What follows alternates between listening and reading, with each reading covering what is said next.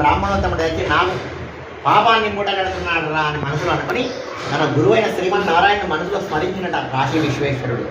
స్మరించే సమయానికి వెంబడే ఆ బ్రాహ్మణోత్తముని ఉద్ధరించడానికి సత్యనారాయణ స్వామి రూపం దాల్చి ఒక వృద్ధ సన్యాసి రూపంలో వచ్చినట్ట. వచ్చి ఆ బ్రాహ్మణోత్తముని పిలిచిందట.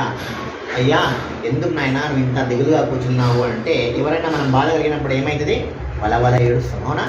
అట్లనే ఆ బ్రాహ్మణోత్తముడు వేసిన స్వామి, తినడానికి ఇల్లు లేదు, ఉండడానికి ఇల్లు లేదు, భార్యాబిడ్డల్ని పోషించే స్తోమత లేదు, ఎట్లా జీవిస్తుంది అంటే నేను నీకు ఒక ఉపాయం చెప్తానని చెప్పి వ్రతం గురించి చెప్పిన సత్యనారాయణ స్వామి, ఇది చెయ్యి ఇది చెయ్యిరా నాయన, నీకు తప్పకుండా నీ కోరిక నెరవేరుతుందంటే ఆ వ్రత విధానం అంతా తెలుసుకున్నట. చిన్న ఆశ కలిగిందట బ్రతుకు మీద. ఆ రోజు రాత్రి మళ్ళీ ఇంటికి పోయినట గంగారి దగ్గర నుంచి.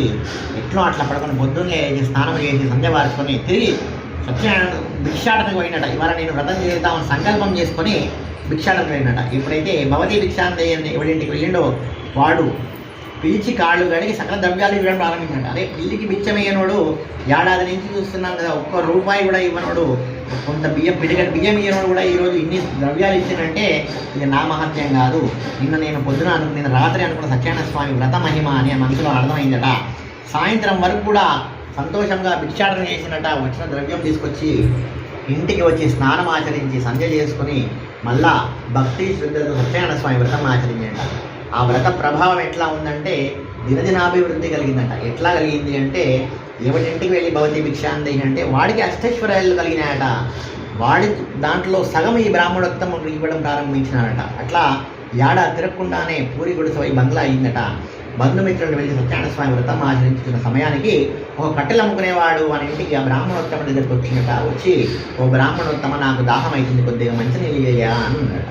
ఆ నీళ్ళు ఇచ్చే సమయానికి బ్రాహ్మణోత్తమ అడిగినట, ఓ స్వామి, మీకు మొన్నటి వరకు పూరి గుడిసె ఉండింది, ఇప్పుడేమో బంగ్లా అయింది, ఈ మంది మార్గం ఏంటి అంటే, అవును నాయన, నేను కటిక దారిద్రాన్ని అనుభవించినాను, కానీ ఎప్పుడైతే సత్యనారాయణ స్వామి వ్రతం ఆచరించినానో అప్పటి నుంచి నాకు అభివృద్ధి కలిగింది నాయన అంటే, ఆ కట్టెలు అమ్ముకునే వాడికి కూడా చిన్న ఆశ కలిగింది. కట్టెలు అమ్ముకుంటే నా బ్రతుకు కూడా దౌర్భాగ్యంగా ఉంది, కట్టెలు అమ్ముకొని జీవించే స్థితి లేకుండా అయింది, కాబట్టి నేను కూడా ఉద్ధరింపబడడానికి వ్రతం చేస్తాను స్వామి, దయచేసి వ్రత విధానం చెప్పండి అంటే ఆ వ్రత విధానంతో బ్రాహ్మణోత్తముడి కట్టెలు అమ్ముకునేవాడు చెప్పాడు. ఎప్పుడైతే సంకల్పం చేసిండో, సంకల్పం చేసిన మరుక్షణమే ఆ కట్టెలు గంధం చెక్కలుగా మారబడ్డాయట స్వామివారి దయతో.